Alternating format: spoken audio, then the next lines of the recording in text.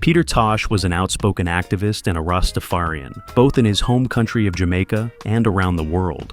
As a founding member of the Wailers and later as a solo artist, Tosh used music as a weapon to challenge systems of power, inequality, and oppression.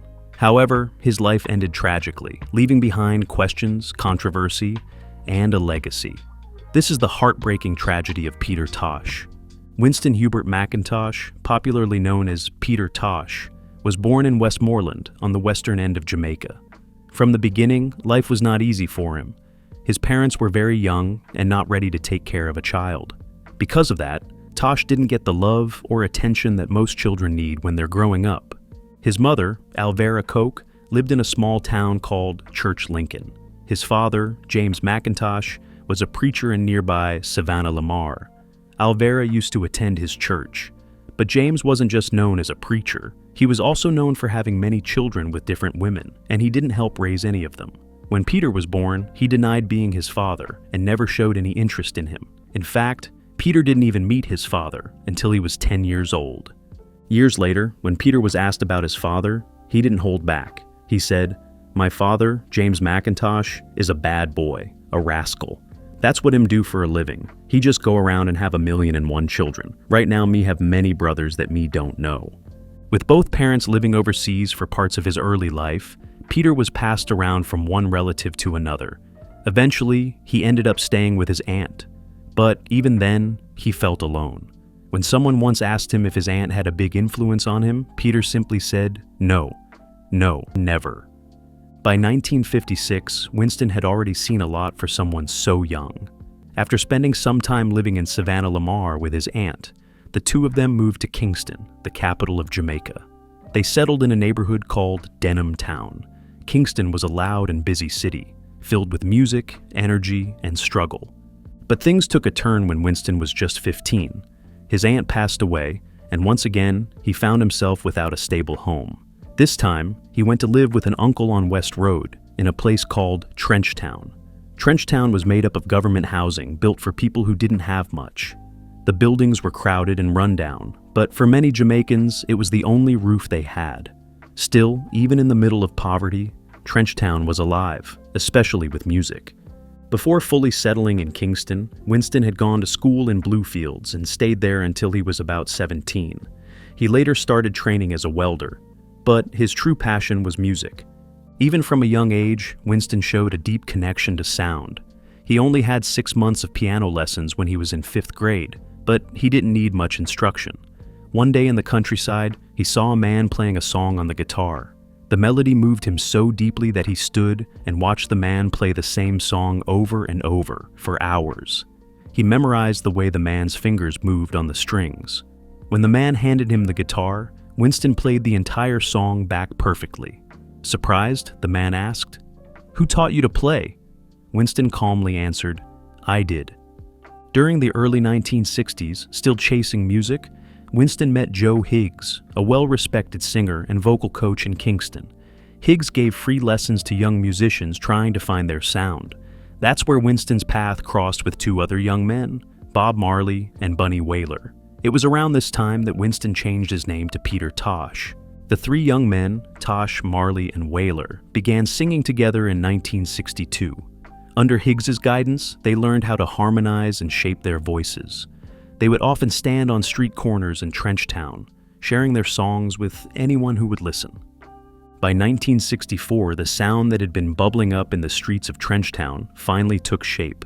Peter Tosh, Bob Marley, and Bunny Wailer officially formed their group, the Wailing Wailers. They were soon joined by falsetto singer Junior Braithwaite and 2 backup vocalists, Beverly Kelso and Cherry Smith. Braithwaite took the lead on vocals and Marley played guitar. Tosh handled the keyboard, Bunny Wailer added rhythm with percussion, and Kelso and Smith sang sweet harmonies in the background. Thanks to the guidance of their vocal mentor, Joe Higgs, the Wailers gained the confidence to step into the professional world of music. They auditioned for one of the most important producers in Jamaica at the time, Clement Dodd, the founder of Studio One. The Wailers passed their audition. At that early stage, Peter Tosh stood out in more ways than one. He was the only one in the group who knew how to play musical instruments. According to Bunny Wailer, Tosh's talent was a driving force behind the band. He was a self-taught guitarist and keyboardist, and his skills inspired the others to pick up instruments of their own. The very next day after their audition, the group returned to Studio One to record their first official single, Simmer Down. The song exploded across Jamaica. It shot to #1 on the charts and introduced a brand new voice to the people. Simmer Down spoke directly to Jamaican youth, telling them to cool their tempers in a time of violence and unrest. With that success, the group began recording more singles. But by the end of 1965, things started to shift. Braithwaite, Kelso, and Smith left the band, leaving the core trio, Tosh, Marley, and Wailer, to carry the Wailers' name forward. When Marley returned to Jamaica in early 1967, Peter Tosh and Bunny Wailer had already embraced the Rastafari faith, and now Marley joined them. Together, they began to live and breathe the teachings of Rastafari. It was around this time that they dropped the wailing from their name and became simply the Wailers. Peter Tosh later explained the meaning behind the original name. He said they chose Wailers because to wail means to mourn, to cry out, to express pain or truth from deep inside. Tosh also claimed he had been the one to start the group, and that he was the first person to teach Bob Marley how to play guitar. Bunny Wailer backed up that story, saying that the early Wailers learned their instruments by following Tosh's example. But even with their growing popularity, life behind the scenes wasn't easy. The Wailers were still working under their old producer, Coxsone Dodd, at Studio One, and they were being exploited. Their records were selling, their songs were hits, and they were fast becoming one of Jamaica's most beloved groups. But the band members were barely making any money. Tosh would later recall that they were being paid just £3 a week, less than what a factory worker might earn, while the producers made far more from their talent. During the mid-1960s, Tosh, Marley, and Bunny were introduced to two important figures in the international music scene, Danny Sims and Johnny Nash. The American duo saw potential in the Wailers and signed them to JAD Records, giving them an exclusive recording contract. They also signed a publishing deal with Sims' company, Cayman Music. With new backing, the Wailers began refining their sound. They moved away from the upbeat tempo of ska and slowed things down. Their new rhythm, known as rocksteady, had a deeper groove and left more space for the lyrics to shine. They no longer sang about romance or rhythm. The Wailers now filled their songs with strong political and spiritual messages. By 1970, the Wailers decided to leave Studio One. For a while, they worked behind the scenes, writing songs for the American singer Johnny Nash. But that phase didn't last long. Soon they crossed paths with one of Jamaica's most visionary producers, Lee "Scratch" Perry. Perry was an eccentric genius who believed in experimentation and instinct. And when he teamed up with the Wailers, together they recorded a series of songs that would help define a brand new genre, reggae. By 1970, the Wailers recorded an album titled The Best of the Wailers. It was a brand new record produced by Leslie Kong, and it was released in 1971. The band kept moving, kept creating, but in the chaos of changing producers, some of Tosh's rehearsal recordings were taken and released overseas under the name Peter Touch, without his knowledge. In 1972, while in London, the Wailers reached out to their road manager, Brent Clark, with a request. They wanted to speak with Chris Blackwell, the head of Island Records. Blackwell had already been distributing some of their older Studio One songs in the UK, and the band believed they were owed royalties, so they asked for a meeting. Even though he had never seen them perform live, Blackwell took a chance. He gave them an advance of £4,000 to record an album without a contract, without paperwork. He felt they deserved a shot, and that was the turning point. Jimmy Cliff, who had been Island Records' biggest reggae star, had recently left the label. With Cliff gone, Island's founder, Chris Blackwell, was likely looking for someone new to carry the reggae torch. And the Wailers were ready to step into that role. Back home in Jamaica, the band headed into Harry J's recording studio in Kingston. It was here they laid down the powerful tracks that would become their first Island Records album, Catch a Fire. The recording was done mostly on an 8-track machine, and for the first time ever, a reggae band was given the same professional attention as the top rock bands of the day. 2 tracks stood out in particular, 400 Years and Stop That Train. On both, Peter Tosh sang lead vocals. In the song, Peter spoke openly about injustice, about history, about truth. This was Peter Tosh's nature. Unlike many musicians who chose to stay quiet or simply chase fame, Peter cared about principles. He believed in justice. And if something needed to be said, he said it. That honesty would stay with him for his entire life. After Catch a Fire, they released another album, Burnin'. It carried the same powerful spirit, but went even deeper. One of the popular songs in the album was Get Up, Stand Up. Once again, Peter took the lead, urging people around the world to rise up and fight for their rights. However, Burnin' would be their final album together as the original Wailers. By 1974, things were falling apart inside the Wailers. Bunny Wailer was the first to leave. He had problems with Island Records boss Chris Blackwell, especially after he wasn't paid for the UK part of their Burnin' tour. He also refused to perform in some of the strange nightclubs Island had booked, which didn't sit right with his beliefs. Peter Tosh followed shortly after. He was angry that Island Records refused to release his solo album, and he was fed up with how Blackwell treated him and Bunny.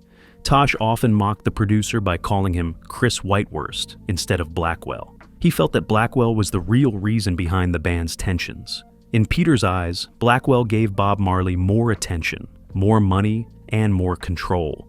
One of the biggest points of anger came when Blackwell decided to label their albums as Bob Marley and the Wailers rather than just the Wailers. To Tosh, this felt like betrayal.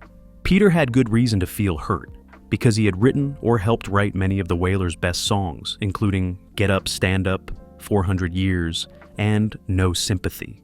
Another reason for the split was the heavy touring schedule. Neither Peter nor Bunny wanted to keep doing long, exhausting tours. They had just finished promoting Catch a Fire, and it had taken a toll on them. Peter didn't hide how he felt. In an interview, when asked about Blackwell, he said, "Chris Whitewurst. You talk about Blackwell, what was well with him? So me call him every time me see him. What happened Whitewell? What happened Blackwell?" But when asked about the breakup of the group itself, Peter saw it differently. He said, "It was not really a breakup. It was just going in 3 different ways, sending the music in 3 different directions. My inspiration was growing, my cup filled and runneth over." Still, after the split, things between Peter and Bob weren't good. Peter was especially upset that Bob kept using the name The Wailers, even though the original members had left. He said, "When we left as The Wailers, Bob Marley took unto himself some other people and called them The Wailers. And that is what is now causing the animosities." If you are enjoying this video, appreciate it by giving it a thumbs up. And if you have not subscribed, what are you waiting for? Hit that subscribe button. After leaving the Wailers, Peter Tosh began his solo career. When someone asked him about starting fresh, Peter replied, "Now, today in this September of 1976, I am a new man again, as I have just recently come to realize it." Peter's solo journey gave him a new platform, one where he could speak even more boldly about justice, freedom, and the issues he cared most about. That same year, he released his first solo album, Legalize It. Tosh had recorded the album between 1975 and 1976 at Treasure Isle Studio, and it was released by CBS Records. The title song, Legalize It, became an anthem for substance legalization, not just in Jamaica, but all around the world. It was embraced by reggae fans, Rastas, and anyone who supported the message of freedom and personal rights. At Tosh's concerts, Legalize It was always a crowd favorite. Peter Tosh believed that herbs were more than just a plant. To him, it gave the poor and struggling people a moment of peace, a break from the harsh realities of daily life. According to him, herb wasn't just a way to relax, it was a tool for spiritual connection. Peter said he wrote all his songs after smoking herb because it opened his mind and helped him reach a higher understanding. He also believed that was exactly why the government wanted to keep it illegal, to keep people oppressed and disconnected from their power. When Peter released the song Legalize It, it caused a huge controversy. Jamaican authorities banned it from the radio. But Peter didn't back down. Instead, he fought back in his way. He took out a full-page ad in a Jamaican newspaper and printed the song's entire lyrics, making sure people still heard his message. Rather than silence him, the ban only made him more famous. In fact, it helped launch him into the world stage. The British government also tried to shut him down. The Independent Broadcasting Authority told radio stations across the UK not to play Legalize It because it promoted changing the country's illegal substance laws. They even stopped ads for the album from airing on the radio. But despite all this, Peter's message kept spreading. When the Legalize It album was finally released in the United States in June 1976, it made its way onto the Billboard 200 chart. It reached number 199 and stayed there for 2 weeks. That same year, Peter Tosh formed his own band called Word, Sound, and Power. This group would back him on tour for the next few years and played on many of his albums from that time. The following year, in 1977, Tosh released his second solo album, Equal Rights. The album featured powerful songs like his own version of Get Up, Stand Up, which he had co-written with Bob Marley, and a striking cover of Stepping Razor. That song later appeared on the soundtrack of the film Rockers. One of the most important moments in Tosh's career was the One Love Peace concert held on April 22, 1978 at the National Stadium in Kingston, Jamaica. At the time, Jamaica was in deep political turmoil. The country was almost at war with itself, divided between supporters of Prime Minister Michael Manley of the People's National Party and Edward Seaga of the Jamaican Labour Party. The violence was centered in Kingston, and it was tearing the country apart. The concert was organized in hopes of bringing peace through music. The idea was simple. Instead of fighting, people should come together in unity. One love, one people. The biggest names in reggae were invited to perform, including Bob Marley and the Wailers, who headlined the event. Peter Tosh was also there, and he made the most of the moment. Tosh used the stage to speak directly to the crowd and to the politicians sitting in the audience, including Prime Minister Manley himself. Tosh aimed at the political system, which he often called the shit stem, and gave what he called a live-a-tribe, a live speech filled with truth and fire. One of the most powerful parts of his speech was this: "Me glad all the Prime Minister is here, and the Minister of Opposition and members of Parliament. We can't make the little pirate dem come here and rob up the resources for the country, because that is what them been doing a long bloodbath time. I am not a politician, but I suffer the consequences." Never before had a Jamaican musician stood on stage and spoken out so boldly against the country's political leaders. But Peter Tosh wasn't like anyone else. While other artists stayed quiet or played it safe, Peter called out the system right to its face. That moment at the One Love Peace concert set him apart from everyone else in the Jamaican music scene. To many people in Jamaica, Peter became a true leader, someone who stood firm in his beliefs, even when it put him in danger. Just 4 months after that famous speech, Peter was attacked by a group of police officers. As many as 10 of them beat him nearly to death. But this wasn't the first time he had faced police violence, and it wouldn't be the last. In September 1978, just a few months later, Peter was arrested at Halfway Tree Square in Kingston for smoking herb. While in custody, the police beat him again. They broke his hand and hit him so badly that he needed stitches in his head. But even as the system tried to silence him, others were watching. One of those people was Mick Jagger of the Rolling Stones, who had seen Peter's performance at the One Love Peace concert. Impressed by what he saw, Jagger signed Tosh to the Rolling Stones record label. Peter had high hopes for the deal. It was a chance to reach a global audience and spread his message far and wide. Unfortunately, things didn't go as he expected. During his time with the Rolling Stones label, Peter Tosh released 2 albums, Bush Doctor and Mystic Man.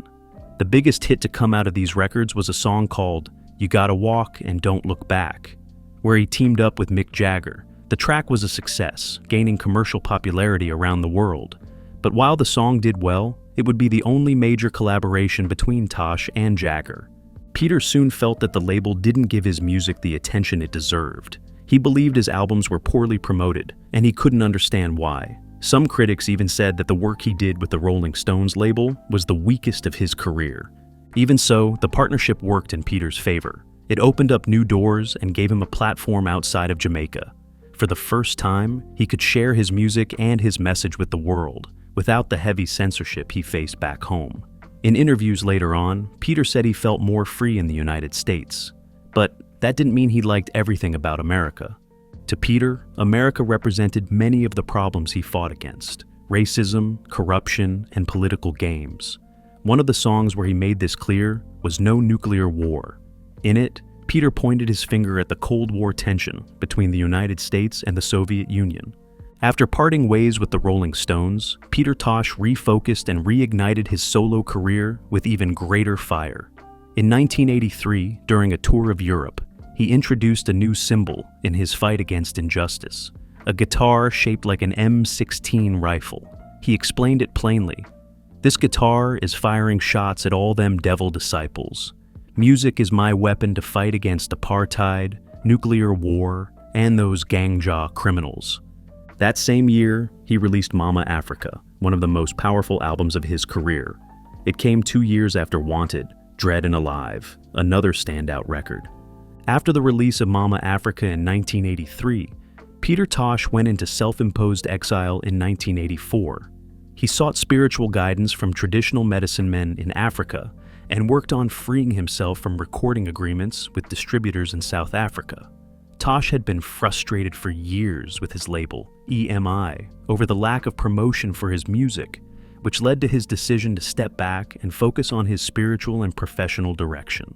Tosh's activism extended beyond music. He became an outspoken opponent of South African apartheid, performing at anti-apartheid concerts and incorporating his political views into his music.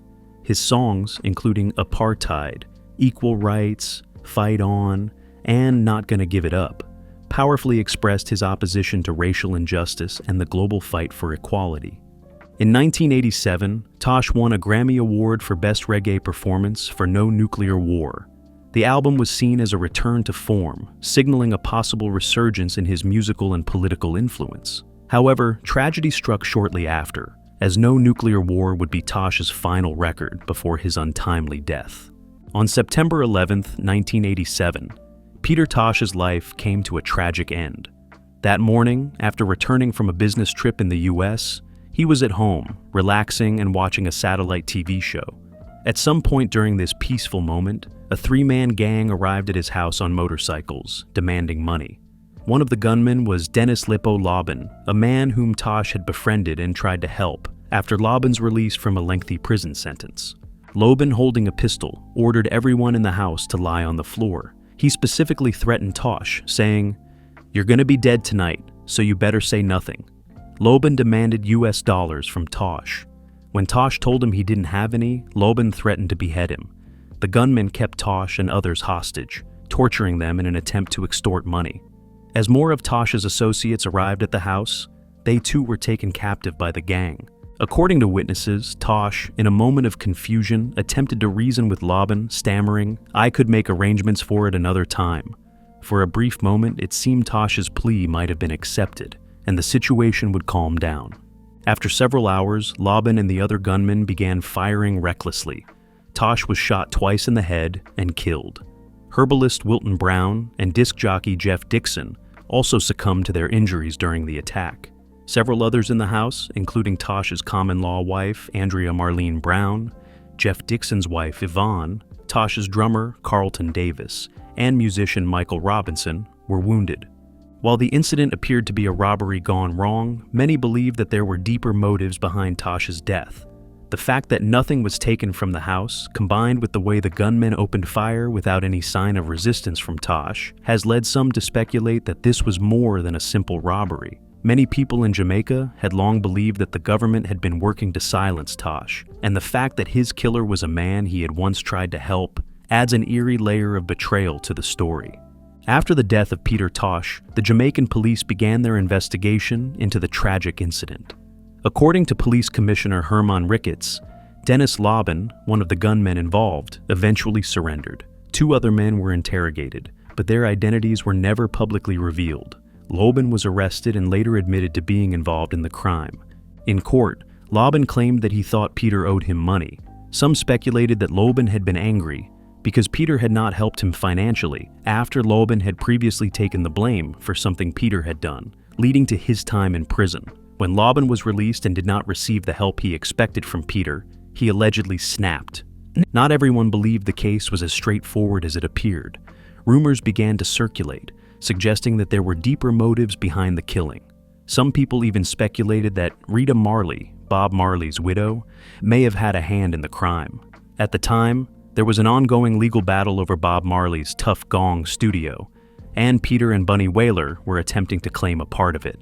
This created a messy situation and fueled rumors. Bunny Wailer himself even gave an interview where he accused Rita of having an affair with Peter while still married to Bob, though there was no concrete evidence to support these claims. The whispers and speculations around the case only added to the mystery, but in the end, Dennis Laubin was convicted of killing Peter Tosh by a jury of 8 women and 4 men. He was sentenced to death by hanging, though his sentence was later commuted to life imprisonment. Meanwhile, the other 2 gunmen involved were never publicly identified, and another suspect was acquitted due to lack of evidence. At the time of his death, Peter Tosh had been in a committed relationship with Marlene Brown since 1982. They had spent about 5 years together. Tosh was also the father of 10 children, including Andrew Tosh, born in 1967, Jawara Tosh, whose mother was Melody Cunningham, and his youngest, Niambe. Tosh lived by the teachings of Rastafarianism. He smoked every day, not as a form of escape, but as a sacrament, a part of his faith, and a symbol of resistance. Tosh believed in equal rights and human dignity for everyone, regardless of race, gender, religion, or social status. He saw no reason why anyone should be treated differently because of where they were born or what they looked like. He once refused a $78,000 offer to perform a single show in Israel, simply because the Israeli government at the time was selling weapons to South Africa's apartheid regime. Whenever he performed in major American cities, civil rights leaders often came to see him. He openly criticized the Jamaican government, exposing the lies, corruption, and violence that plagued the country. He wanted change, not just in Jamaica, but everywhere. Sadly, Peter never lived to see the world he dreamed of. A world without oppression, a world with equal rights and justice for all. But his message didn't die with him. In 2012, the Jamaican government recognized what Peter Tosh had meant to the country and to the world. They posthumously awarded him the Order of Merit, one of the nation's highest honors. What memory of Peter Tosh do you have? Let us know in the comments section. Don't forget to like, subscribe, and check out our next video for more Hollywood stories.